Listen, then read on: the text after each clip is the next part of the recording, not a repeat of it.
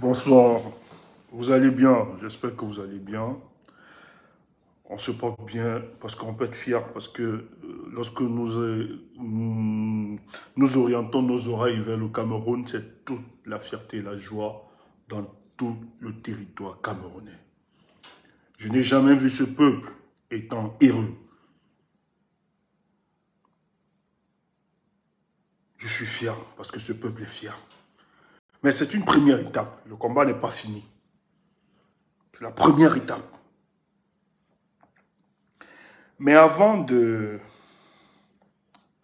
lancer notre direct, j'aimerais que tu écoutes un reportage. Moi, j'ai revendiqué ce reportage depuis. Je l'ai réclamé, pardon. J'ai réclamé ce reportage depuis le matin. Et il est tombé.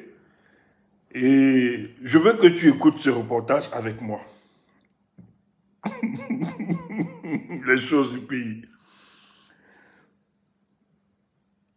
Les choses du pays. Soyez serein. Écoute. Tu ris d'abord. Écoute ce reportage. Je l'ai réclamé. Hein. Depuis le matin, je l'ai réclamé. Apparemment, ça circule, c'est sur la toile. Donc, c'est partagé sur... Mais là, quelqu'un m'a envoyé. Je vais vous l'écouter. Je vais vous faire écouter ce reportage. C'est le reportage d'un journaliste Damougou Bellinga. Ce journaliste a travaillé... Attendez... Les marabouts là, il faut bannir ces marabouts de nos pages. On n'a pas besoin de vous ici.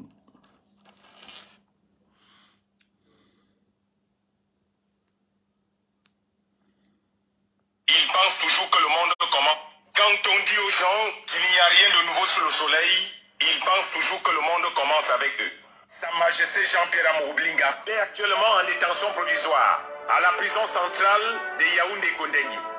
Sa Majesté Jean-Pierre Amoublinga, président du groupe L'Anecdote, pasteur de l'horreur, qui prêche l'évangile de peur et qui sème la terreur dans tout le Cameroun. Jean-Pierre Amoublinga, le homme-loi des hommes-loi, capable de berder tout le monde et de cela couler douce avec l'argent du contribuable. Le homme-loi des hommes-loi a un goût exagéré pour les dons premium, les pétrous, bref, tout ce qui saoule, cher ou moins cher. De toutes les façons, il y a de l'argent, des recouvrements frauduleux, qui est tout le temps en train de subir des virements dans leur propre poche. Avec autant d'argent gagné dans l'imposture, Sa Majesté Jean-Pierre Amoublinga faire bouger ses reins dans tous les coins de Yaoundé sans frein. Une honte pour nous de voir le homme-loi des hommes-loi oublié, hué et complètement humilié. Qui aujourd'hui nous amène tous à faire, comme on dit en langage populaire au Cameroun, les pleurs du Mbolé. Rémi Ngonombon vient de lui porter plainte pour mensonge, apologie du tribalisme. Sa Majesté Jean-Pierre Amoublinga élève une fausse prière de notre Père qui ne produit aucun éclair. Pourtant, il prie en invoquant le tonnerre qui va bientôt les précipiter en enfer. Sa Majesté Jean-Pierre Amoublinga, le homme-loi des hommes-loi. Voici donc un antéchrist des temps modernes qui se balade à Montéjouvence comme une malchance en pleine ambiance. Sa Majesté Jean-Pierre Amoublinga, le homme-loi des hommes-loi. Yakabonala, Zomtiagabo. Traduction, vous avez l'habitude de faire ça et rien ne nous arrive. Mais cette fois, petit marteau a fini par casser gros caillou. Et aujourd'hui, comme on dit généralement dans les quartiers populaires au Cameroun, c'est les pleurs du Mbolé partout au village. Hommage à Martinez. À Madonna. À Madonna. Qu'il n'y a rien de nouveau sous le soleil, ils pensent toujours que le monde commence avec eux. Moi, j'ai réclamé la sortie de Raoul Biya. Raoul a fait la sortie sur son boss. C'était son boss. Mais c'est grave, hein. C'est grave, c'est très grave, là. C'était son employé, hein. Bon. Lui, il fait son travail. Parce que, à l'époque, quand Zomla était là, Zomla lui demandait de faire aussi des reportages ciblés. Rappelez-vous qu'il n'a pas raté certains activistes. On a même cité le nom de Rémi Ngono. Rémi Ngono, s'il y a un reportage qui a touché quelqu'un ici, qui a vraiment menacé quelqu'un, c'est le reportage de Raoul Biya contre Rémi Gono. Tout le monde s'est offusqué par rapport à ce reportage. Valsora est passé plusieurs, nous-mêmes de la basse, même Emmanuel, le grand Kemta aussi, le caporal Guillet est passé. Voilà. Mais là, aujourd'hui, il fait donc une sortie sur son propre boss. Il le dit, hein. Il dit clair ce que nous disions depuis. L'antichrist des temps modernes. Les hommes là. Nous sommes fiers, mais pas totalement. Après multiples pressions, ce jour a été un très grand jour pour le peuple camerounais. On n'a pas encore fini le combat. Ça ne fait que commencer, c'est une première étape. C'est juste la partie visible de l'iceberg. Donc nous devons continuer la pression.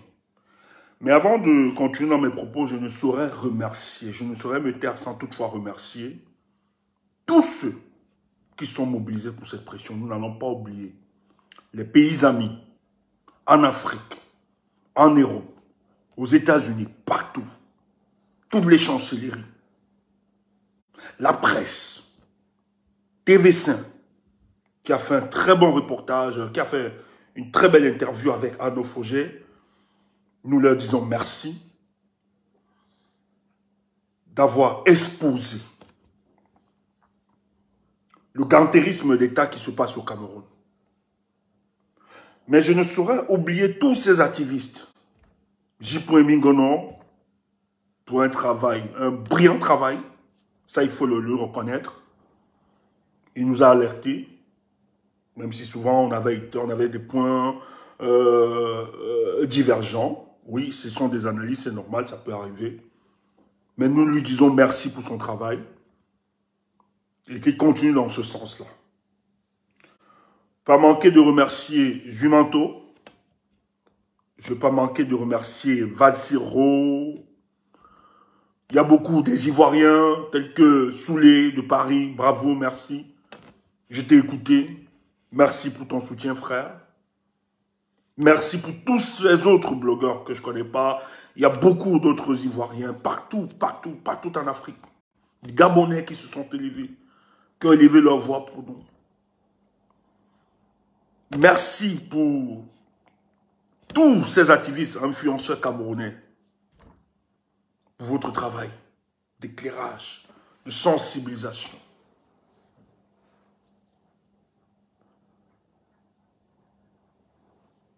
Merci pour mes frères activistes. Je vais commencer par le général Wando. Merci, général. Merci au Pembe. Merci à la grande combattante, la sage, comme nous l'appelons affectueusement, Augusta Epagna, représentante de l'UPC Manindem, pas Manindem Nanissé Kane.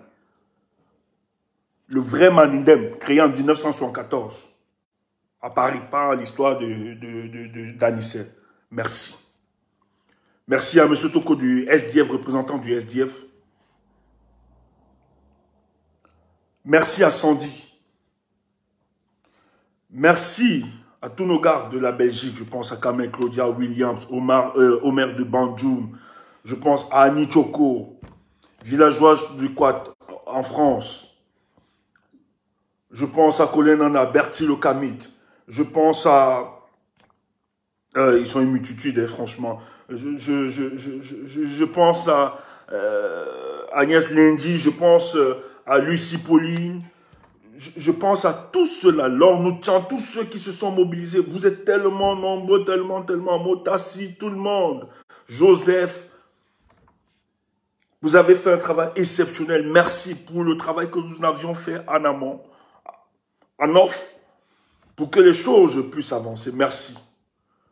Je pense aux combattants de l'Allemagne, l'ambassadeur Jeff Dimeli, je pense à Tala, je pense à beaucoup qui sont en offre dont je manquerai de citer. La Tontina Boulou, merci à vous, je pense à vous. Merci Wilfried et Kanga. Merci au professeur Cameroun. Wa Cameroun, Yamsi. Merci à vous tous. Nous avons parlé d'une seule voix. Merci à Marcy Voix Senior. Merci à Karine. Merci à vous tous. Merci. Merci parce que vous aviez décidé de porter ces voix du moyen d'une autre pour qu'on puisse... Merci. J'oublie peut-être certainement, mais c'est pas fait exprès. Hein. J'oublie, on va pas citer le nom de tout le monde. Je pense au caporal Grillé, ceux d'Angleterre. Le caporal Grillé, je pense à lui, qui a mené un véritable combat avec les frères de l'autre côté, les Apollin, Laure Mafo, Roger Foucault, mon dolé comme j'aime bien souvent, là, je l'appelle affectueusement, et plein d'autres. Aux États-Unis, Bertrand, merci. Merci au grand frère Jean Bruno Tagneux, Jean Bruno des États-Unis, hein, le grand frère Jean Bruno. Ouais, merci beaucoup. Merci pour votre mobilisation là-bas. Merci à vous tous les combattants des États-Unis. Au Canada, partout ailleurs. Merci pour ce que vous aviez fait. Aujourd'hui, le peuple camerounais est très fier. Nous avons eu le retour. Aux premières heures de la matinée, c'était un moment jubilatoire. Les Camerounais étaient fiers de savoir que cet homme a été interpellé. Hier, nous avons fait une sortie où nous disions que si ce monsieur continue à se balader, nous prenons acte que la République du Cameroun n'existe plus. Et que nous étions dans l'obligation de demander à toutes nos familles de se protéger, de s'armer. Parce que finalement, la République qui devait protéger ses enfants n'arrive plus à tenir ses engagements. Et nous avons interpellé le président de la République, M. Paul Biya, de fait, bien sûr. S'il n'était plus en mesure de le faire, les Camerounais se prendront en charge eux-mêmes. Mais au petit matin, nous sommes contents que notre voix a été entendue. Nous sommes contents qu'ils ont compris qu'on assistait finalement au dépérissement de l'État du Cameroun, c'est-à-dire la fragilisation des institutions, parce que nul ne peut défier les règles et les lois qui régissent le fonctionnement d'une société. Mais Amougou Bellingham, toujours condescendant, a décidé de défier les lois de la République, défier les institutions et défier les plus de 27 millions de Camerounais. Donc, vous allez voir donc hier, nous étions obligés d'avoir une tonalité aussi grave, de convoquer même à la radicalité, parce qu'il était question de ramener l'état de droit.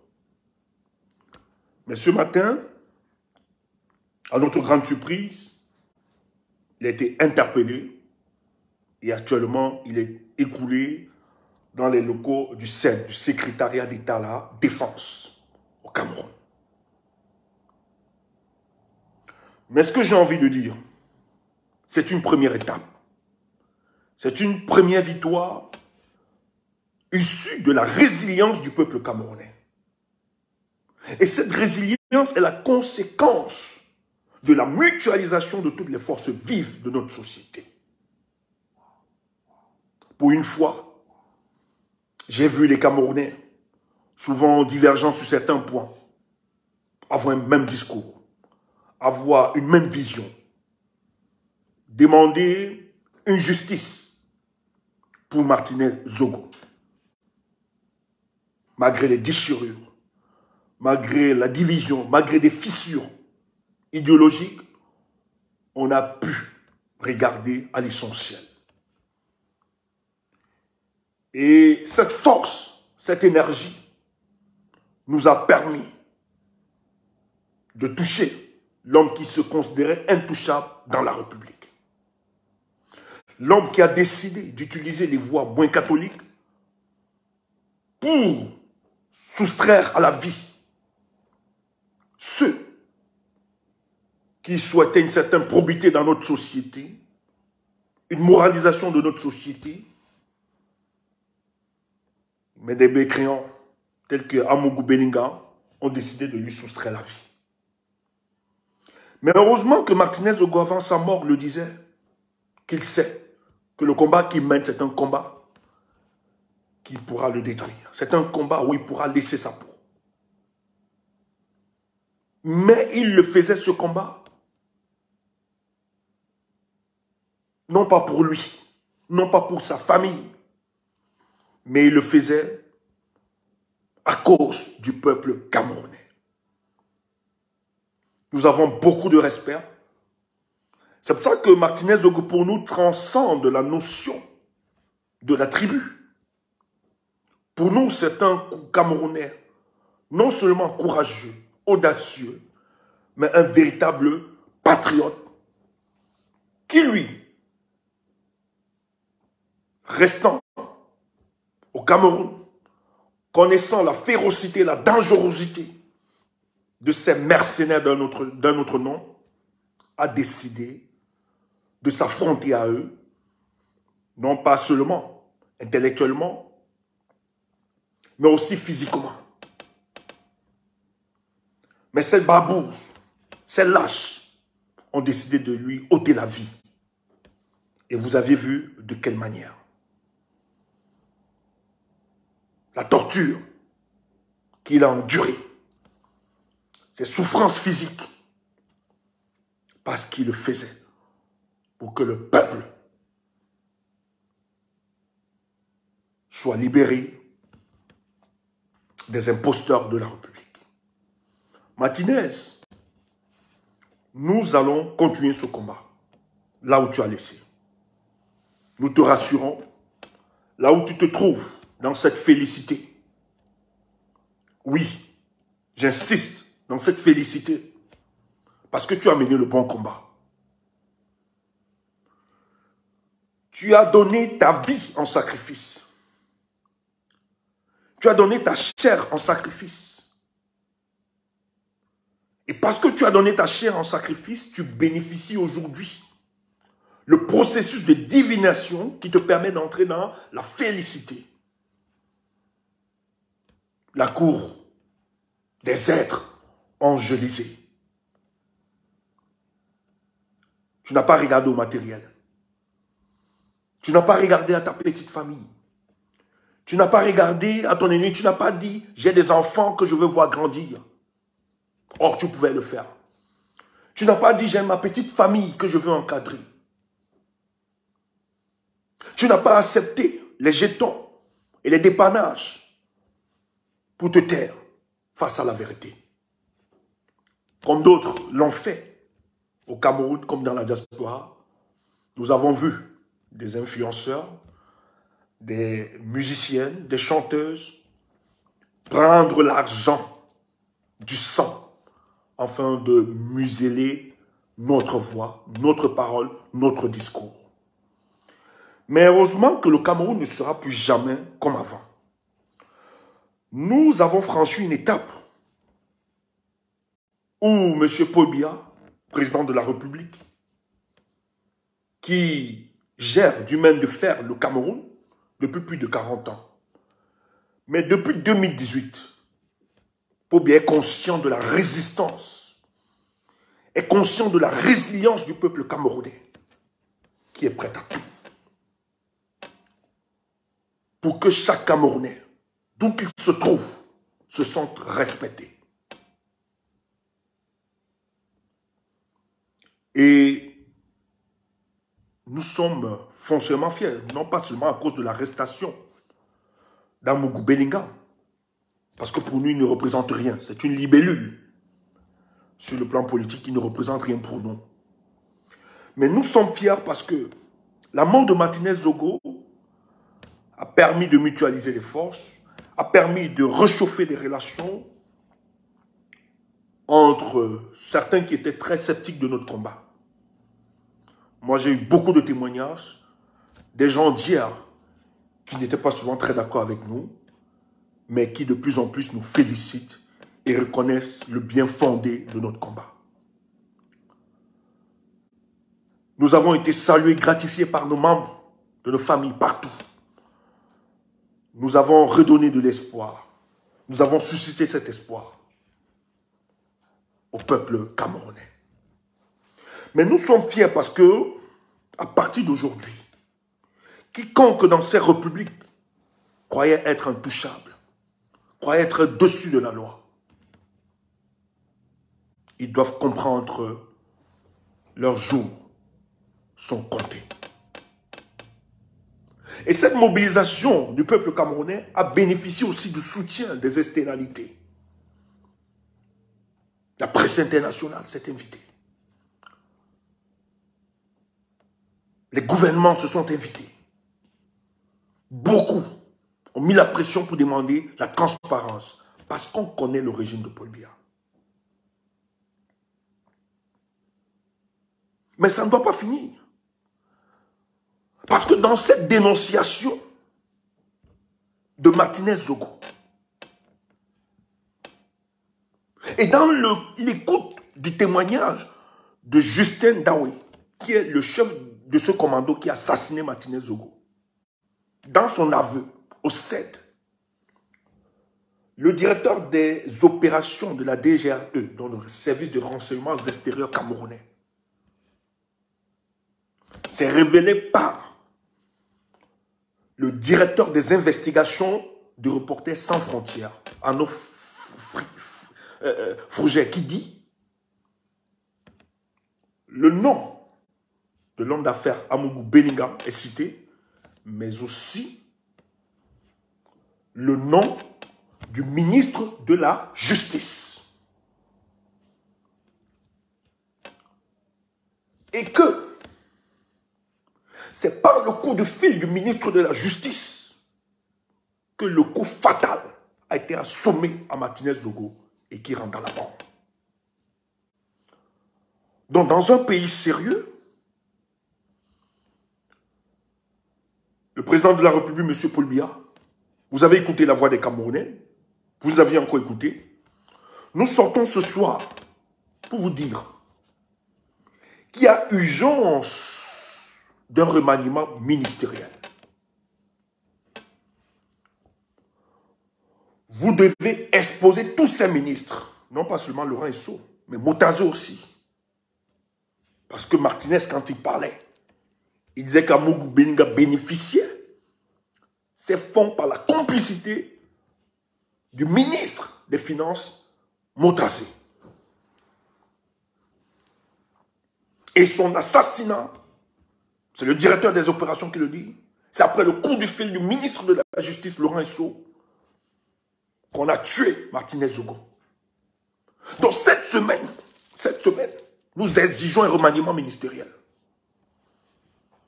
Paul Biya doit décharger ses ministres. Cette semaine, avant samedi, tu dois le faire. Paul Biya doit le faire.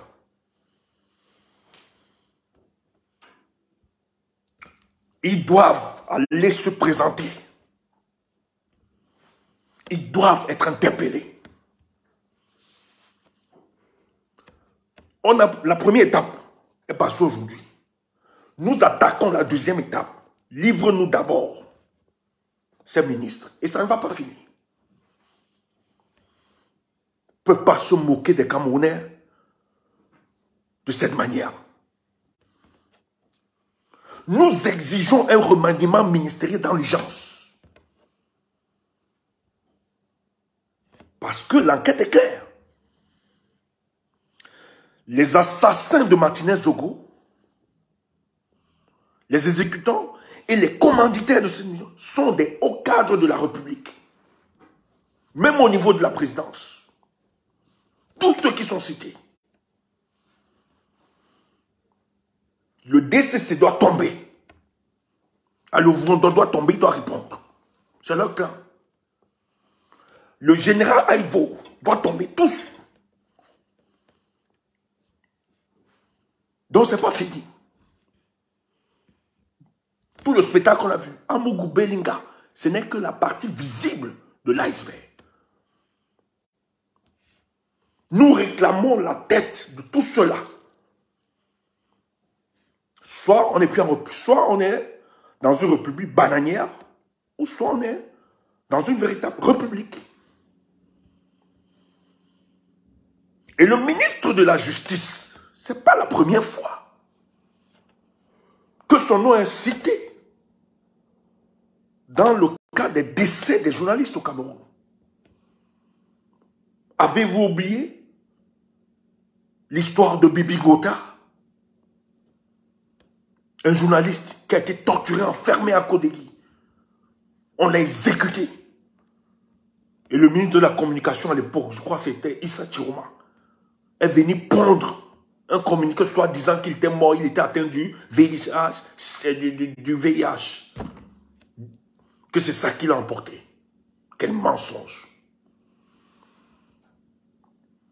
Et ce dossier n'a jamais eu de suite. La famille de Bibi Gota ont tout fait, jamais eu de suite. Mais c'est parce que ce ministre se croit très puissant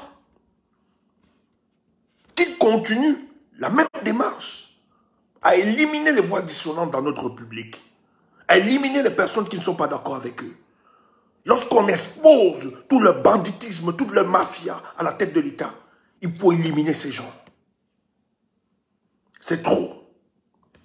Le pacte qui te liait avec Laurent Esso, vous devez briser ce pacte cette semaine. Paul Biya, tu dois briser ce pacte cette semaine. Nous allons continuer la pression. Maintenant, ce qu'il faut dire aux Camerounais, ce n'est pas l'arrestation de ces ministres-là et de tous ces hommes qui va arrêter la saignée. Tu entends ça? Ce n'est pas l'arrestation. Parce qu'il ne faut pas oublier que le responsable de tout ce désordre a un nom. Il s'appelle Paul Biya.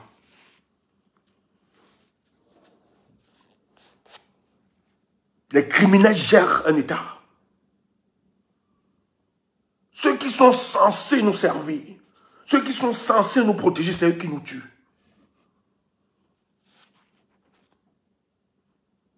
Il faut dire que la responsabilité incombe aussi à Paul Biya. Il n'y a pas de moindre dans cette histoire. C'est comme ça que nous allons continuer. C'est juste des étapes. Donc c'est un construit, ça va arriver. C'est trop. C'est trop. Mais si on n'avait pas mis la pression, il serait resté tranquille. Hein? Si on n'avait pas exercé la pression, si on n'avait pas mutualisé nos forces, si les externalités n'avaient pas mis leur bouche, si les chancelleries n'avaient pas parlé, on a vu des ambassadeurs sortir se prononcer sur le cas de l'assassinat. Nous avons organisé les mobilisations ici dans toute la diaspora. Si nous étions restés tranquilles, si on avait fait comme les oiseaux de mauvaise augure, vous êtes qui? Ce n'est pas votre deuil, c'est notre... Faites confiance à la justice. Quelle justice? Où le responsable de la justice est celui-là qui a demandé de tuer ce mec. Et vous dites de faire confiance à quelle justice? S'il n'y avait pas une forte mobilisation du peuple camerounais et le soutien des amis du Cameroun, Paul Biya n'aurait pas arrêté ce monsieur Damougou. Parce que c'est eux qui l'ont fabriqué. C'est eux qui l'ont fait. Donc nous demandons donc, c'est une première étape, c'est une première victoire. Cette semaine, Paul Biya doit faire un remaniement. Il doit exposer ses ministres, Laurent Esso, Montazé, à la justice. Cette semaine, nous, on veut la tête des deux ministres-là. Ça va garantir la sincérité de la démarche de la présidence de la République. Tant que ces deux individus sont là-dedans, votre histoire-là n'a aucune sincérité. Nous, on sera très prudents. On va continuer la pression. Et nous, on va continuer notre mobilisation, notre marche. En tout cas, nous, dans la diaspora, là, on va organiser la veillée de Martinez Zogo. On va organiser. Je ne peux pas pousser avec les frères comme... On va organiser une grande veillée de Martinez Zogo. C'est notre deuil. On s'est l'approprié. Les poltrons, les peureux. Oui, vous avez démontré. Nous, c'est notre deuil. Les artistes qui nous ont accompagnés, qui ont dénoncé, nous allons faire une grande veillée avec des artistes pour rendre hommage. Parce que ce que Martinez Zogo a fait, Il faut lui rendre hommage. Il mérite cet hommage. C'est un brave Camerounais. Nous allons organiser une grande veillée en son honneur. C'est la prochaine étape. C'est la prochaine étape. Mais avant ça, les ministres cités, ils doivent tomber. Amougou Benga ne pouvait pas se comporter comme ça s'il n'avait pas l'aval de ses patrons. Donc, vous comprenez donc, vous avez donc la certitude qu'au-delà de l'assassinat, ces gars se construisaient politiquement. Ils se construisaient politiquement. Tout un réseau qui était organisé. Il s'organisait politiquement. Qu'est-ce qui lui manquait? C'était le pouvoir politique qui lui manquait, ce monsieur. C'est pour ça que nous allons les fragiliser. Ils vont d'abord se neutraliser entre eux. Et le peuple viendra arbitrer et imposer celui qu'il faudra à la tête de ce pays. Donc, peuple camerounais, ne croyez pas que tous les efforts que nous sommes en train de faire ne payent pas. S'il n'y avait pas ces réseaux sociaux, Amougou Bellingham serait en train de se pavaner dans toutes les rues. Soyez fiers de vos enfants. Soyez fiers de la jeunesse camerounaise. Soyez fiers de ces Camerounais épris de justice qui sensibilisent matin, midi, soir. La bataille de l'opinion, ça a eu lieu dans les réseaux sociaux, nulle part ailleurs. C'est pour ça que beaucoup ont été menacés. Parce qu'ils savent la puissance des réseaux sociaux. Et c'est pour ça que nous, on ne pourra jamais nous décourager. Nous n'allons jamais abandonner les réseaux sociaux. Même si on est chômeur, on préfère chômer devant les réseaux sociaux parce qu'on sait l'impact que les réseaux sociaux ont. Et c'est ces réseaux sociaux qui nous ont permis de gagner cette bataille. Et nous allons poursuivre ce combat par la force des réseaux sociaux. Personne ne va nous dissuader.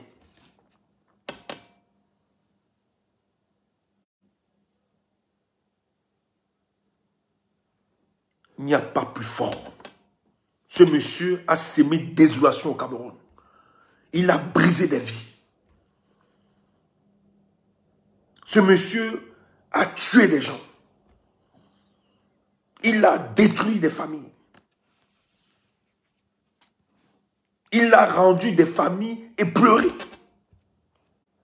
Ce monsieur d'Amougou Benga, il se croyait tout permis. On a entendu comment il insultait les hauts commis de l'État. Mais heureusement que le peuple camerounais, parce que c'est la victoire du peuple, ou bien inapte au commandement de nos affaires dans ce pays. Parce que s'il n'y avait pas cette pression de la diaspora, des Camerounais et des amis du Cameroun, ces criminels devaient toujours continuer à se balader. Donc quand ils ont décidé de le tuer, ils savaient que ça devait passer comme lettre poste. Ils savaient, ils ont toujours été dans le crime organisé. Ils l'ont toujours fait, ils ont toujours fonctionné comme ça, avec des complicités à la tête de l'État du Cameroun. C'est pour ça qu'ils pouvaient se permettre d'assassiner Martinez Zogo. Donc nous demandons la tête du ministre de la Justice et du ministre des Finances, parce qu'ils sont cités dans cette enquête. Donc un remaniement s'impose cette semaine. Si Pobia veut démontrer que cette fois-ci, il a écouté le peuple camerounais, il doit le faire. Et ça, c'est une étape. Et nous allons poursuivre le combat pour la libération de notre pays. Donc ne soyez pas sceptiques. Il y a des choses qui vont contribuer à l'avènement d'un nouveau Cameroun. Ne vous inquiétez pas. Nous sommes optimistes. Les choses vont changer. Peuple camerounais, nous connaissons vos pleurs, vos douleurs, vos souffrances. Vous n'aviez pas... Vous avez beaucoup de difficultés. Je sais qu'il y a beaucoup là maintenant qui sont dans l'obscurité incroyable. Il n'y a pas de lumière. Nous sommes conscients de tout ça. Mais nous allons permettre le décollage d'un Cameroun nouveau. Soyez optimistes et continuez de nous soutenir dans ce combat. Ne perdez pas, ne baissez pas les mains. Ne baissez pas. Parce qu'il veut vous avoir à l'usine. Vous croyez que c'est parce qu'on a tellement de temps? Ça nous puise aussi intellectuellement. Ça nous puise physiquement. Ça nous épuise financièrement. Ce qu'on ne vous dit pas souvent. La plupart des combattants, moi je peux parler de mon témoin, la plupart des combattants. Nous ne sensibilisons pas seulement sur les médias, comme nous le faisons. Mais même des participations. Ce que nous avons organisé, nous avons été sollicités financièrement, tous les combattants. On parle comme ça, mais on apporte encore de la contribution. Vous ne savez pas combien on aide autour de nous. Donc il ne suffit pas seulement, nous on ne parle pas seulement. On met même de nos moyens pour que le combat avance. Ça, je félicite certains qui nous encouragent en nous donnant des étoiles. C'est quand même un plus. Et certains qui nous soutiennent. Il faut se déplacer. Il faut permettre que la logistique puisse avancer. Il faut contribuer. Nous sommes sollicités. Et je ne suis pas le seul. Tous les combattants. Chacun. Il y a même d'autres, en offre que vous ne connaissez pas, qui mettent de l'argent tout le temps, sont sollicités. Ce n'est pas évident. Vous croyez que nous le faisons parce qu'on n'a pas d'autres charges? On n'a pas nos propres projets à nous? Mais c'est parce que nous aimons ce pays. C'est parce que nous aimons les Camerounais. Or, d'autres viennent à vous. Ils prennent l'argent de ces oppresseurs pour nous attaquer, pour nous détruire, pour nous combattre. Or, nous, on ne reçoit pas de l'argent. On refuse de se vendre, de se corrompre. Mais tout au contraire, le peu que nous avions, nous mettons encore, nous participons pour que le combat avance. Est-ce que ce n'est pas être grand patriote? Qui peut parler de patriotisme quand vous voyez toute la diaspora?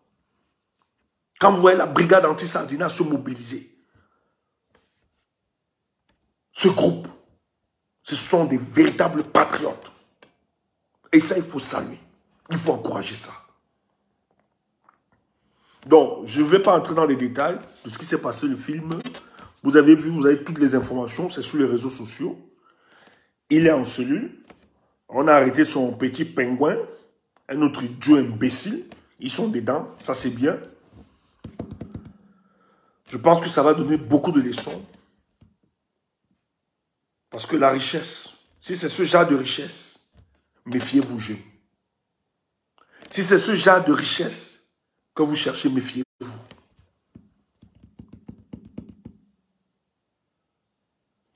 Une richesse qui vous amène à vous dépersonnaliser. Aujourd'hui, qu'est-ce qui est devenu un mot? Qui peut? Au sortir de là, qui peut? Voilà sa banque. Tous ceux qui ont gardé de l'argent là-bas sont en train de retirer. Et ils disent qu'ils ne remettent, ils ne remboursent même plus. Qui peut encore s'asseoir avec ce monsieur et le respecter? C'est fini, il est détruit. C'est fini, il ne pourra plus. La gloire qu'il avait, c'est fini, ça s'est effondré. Une richesse mal acquise ne profite jamais.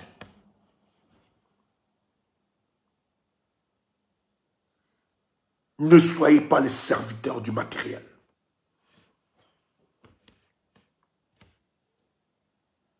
Bâtissez une richesse honnête, juste. Regardez. Regardez la fin. Et ça ne s'arrête pas là. Tous, on va balayer les bandits fabriqués par le régime là. Nous allons les décapiter. C'est le combat. Le combat comment? On vous a dit. C'est avant 2025. On va nettoyer l'écosystème politique camerounais. Nous allons nettoyer ça. De gré de force. Nous allons nettoyer ça. Et ça, c'est avant 2025. C'est pour ça que nous sommes convaincus que même l'histoire du pouvoir là, on n'est pas sûr d'atteindre 2025. Tout peut basculer, tout peut arriver. Je ne vais pas vous prendre plus de temps. Bonne soirée. On va revenir avec d'autres informations. Ma communication ce soir était de dire que le président de la République doit faire un remaniement ministériel et nous livrer les autres ministres dans cette enquête. S'il veut montrer aux Camerounais qu'il est engagé, finalement, à stopper cette criminalité de l'État du Cameroun. Il doit livrer ses ministres. Cités. Le ministre de la Justice, Laurent Esso, qui a été cité dans l'enquête. Motazé, qui a été cité. Ils ne doivent plus être là pour signer des décrets. Dans un pays sérieux, ils devaient même démissionner. Maintenant, le pacte qui les liait, Paul Biya, tu es obligé de rompre ce pacte. Cette semaine, tu dois rompre cela. Et on doit les arrêter. Nul n'est au-dessus de la loi. Même toi, Paul Biya, tu n'es pas au-dessus de la loi. Donc, il faut les arrêter parce que c'est le peuple qui t'a... Voilà, tu dis que tu es là-bas pour le peuple. Même comme tu as volé nos élections. Un cheba. Un cheba. Maintenant, nous t'imposons, nous peuple, parce que la souveraineté appartient au peuple. Nous t'imposons cela. Tu dois nous liquider, ces ministres-là, cette semaine, vite fait. Bonne soirée à vous. Portez-vous bien. Je vous aime.